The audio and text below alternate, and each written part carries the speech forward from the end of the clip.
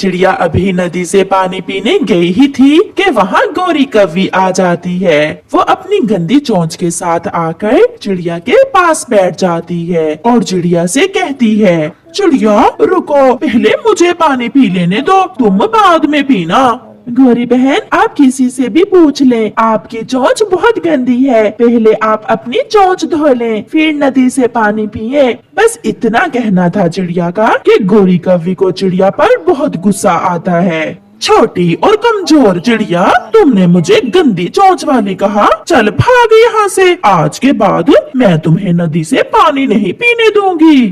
तुम कैसे रोक सकती हो मुझे नदी से पानी पीने से? ये नदी सबकी साझी है। दोनों में लड़ाई शुरू हो जाती है। गौरी भड़कर चिड़िया को मारने लगती है। शोर सुनकर कबूतर चाचा वहाँ आ जाता है। रुको रुको, क्या बात है, तुम ऐसे क्यों लड़ रही हो? चाचा कबूतर, इसकी चोंच देखें कितनी गंदी है। मैंने यही कहा कि गौरी अपनी चोंच धोकर नदी से पानी पिया करो, और इसने मुझसे लड़ाई शुरू कर दी। इसने मुझे मारा भी है। चाचा कबूतर, तुम देखकर बताओ, मेरी चोंच कोई गंदी है? गौरी, बुरा न मनाना, तुम्हारी चोंच तो सच में बहुत गंदी है। तू जा अपना काम कर, बड़ा आया गंदी आंखों वाला मोटा कबूतर। ऐसे गुस्से में बिना पानी पिए ही गौरी वहाँ से चली जाती है। चिड़िया और कबूतर भी अपने अपने घरों को चले जाते हैं। उठो कालू, तुम यहाँ सोए हुए हो। उस छोटी चिड़िया ने सबके सामने मुझे गंदी चोंच वाली कहा है, मैं छोड़ूंगी नहीं उसे। उस चिड़िया की इतनी हिम्मत कि मेरी पत्नी को गंदी चोंच वाली कहे। वैसे गौरी, आपस की बात है, चोंच तो सच में तुम्हारी बहुत गंदी है। कालू, मैं पहले ही बहुत गुस्से में हूँ। कुछ करो, कुछ ऐसा करो कि वो छोटी चिड़िया रोती हुई जे जंगल छोड़कर जाए, फिर ही मुझे खुशी मिलेगी। तो फिर रात होने दो, समझो आज की रात चिड़िया की आखिरी रात है इस जंगल में। मम्मा, आपके पंख पर ये जख्म कैसा है? कुछ नहीं हुआ बेटी, वो गौरी है ना, ऐसे ही नदी पर मुझसे लड़ाई शुरू कर दी उसने।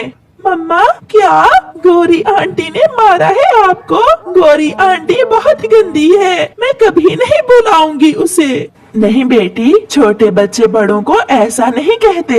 रात हो जाती है, सब सो जाते हैं। जाग रहे थे तो कालू और गौरी। कहाँ है मेरी लकड़ियाँ काटने वाली आरी? मैं उस चिड़िया को अभी मजा चखा कर आता हूँ। जिस पेड़ पर चिड़िया का घर है, उस पेड़ को ही काट देना कालू। तुम चिंता न करो पत्नी जी।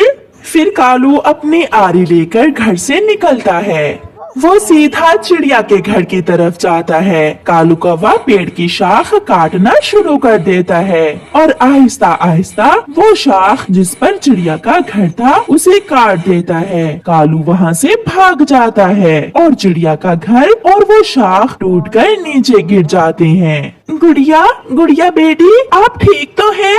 हाँ मम्मा, मैं ठीक हूँ। आपके चोट तो नहीं आई? मैं भी ठीक हूँ, मगर बेटी ये शाख ऐसे कैसे टूट सकती है? फिर चिड़िया टूटी हुई डाल को देखती है। इसे तो किसी ने लकड़ियाँ काटने वाली आरी से काटा है, ये डाल खुद ब खुद तो नहीं टूटी। सुबह हो जाती है। वो माँ बेटी अपने टूटे हुए घर पर बैठी हुई थी। मिट्ठू और कबूतर वहाँ आते हैं। चिड़िया, ये सब कैसे हुआ?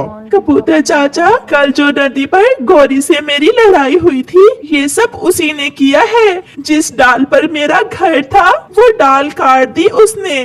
बहुत बुरा किया, जिसने भी ये सब किया बहुत बुरा किया। चिड़िया, आप मेरे घर के पास वाले पेड़ पर अपना नया घर बना लो। नहीं मिट्ठू, मैं ऐसे जंगल में नहीं रहूंगी जहाँ इतने जालिम पक्षी रहते हो। मैं ये जंगल छोड़कर जा रही हूँ। चिड़िया रोती हुई अपनी बेटी को साथ लेकर वहाँ से चली जाती है। चिड़िया अपने पुराने जंगल में जाती है और वहाँ जाकर अपने लिए नया घर बनाने का सोचती है। गुड़िया बेटी, ये पेड़ ठीक है, यहाँ नदी भी पास है और यहाँ हम सुरक्षित भी रहेंगे। हम इसी पेड़ पर अपना घर बना लेती हैं। मम्मा, आप आराम करें, मैं सूखी लकड़ियाँ लाती हूँ। फिर वो माँ बेटी अपना घर बनाने का काम शुरू करती हैं। गोरी कव्वी बहुत खुश थी क्योंकि उसने चिड़िया को जंगल से बाहर निकाल दिया था। गोरी, चिड़िया तो चली गई है, मगर तुम अपनी चोंच धोकर नदी से पानी पिया करो। सच में तुम्हारी चोंच बहुत गंदी है। चुप कर जा ओए कालू, कहीं ऐसा ना हो कि अब मैं तुम्हें ही इस जंगल से निकाल दूं। कालू डरता हुआ वहाँ से चला जाता है। शाम तक काम करने के बाद चिड़िया ने अपने लिए नया घर बना लिया था। गुड़िया, अब यहाँ उस गंदी चोंच वाली से तो हम दूर रहेंगे। हाँ मम्मा, और यहाँ नदी का पानी भी बहुत ठंडा और साफ है। ऐसे ही दिन गुजरते गए। गोरी कभी भी अपनी चोंच साफ न करती। मिठू नदी पर बैठा था, गोरी भी वहाँ आ जाती है। उसकी गंदी चोंच देखकर मिठू उससे कहता है, गोरी, तुम्हारी चोंच तो बहुत। क्या हुआ मेरी चोंच को? मिठू को चिड़िया वाली बात याद आ जाती है। बहुत साफ है तुम्हारी चोंच।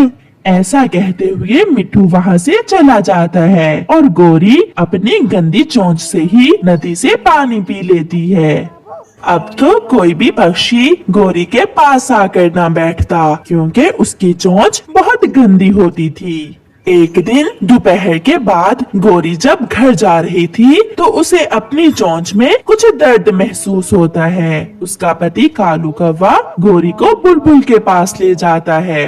बुलबुल, मेरी चोंच में बहुत दर्द है मेरी चोंच में। फिर बुलबुल गोरी की चोंच चेक करती है। मैं कुछ नहीं कर सकती, गंदी रहने के कारण गोरी तुम्हारी चोंच सड़ चुकी है। अब इसे काटे बिना कोई उपाय नहीं है।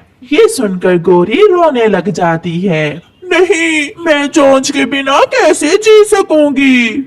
सब कहते थे कि अपनी चोंच साफ करो। तुमने मुझसे भी पाप करवाया, उस चिड़िया का घर तोड़वा कर। अब कटवा दो अपनी चोंच।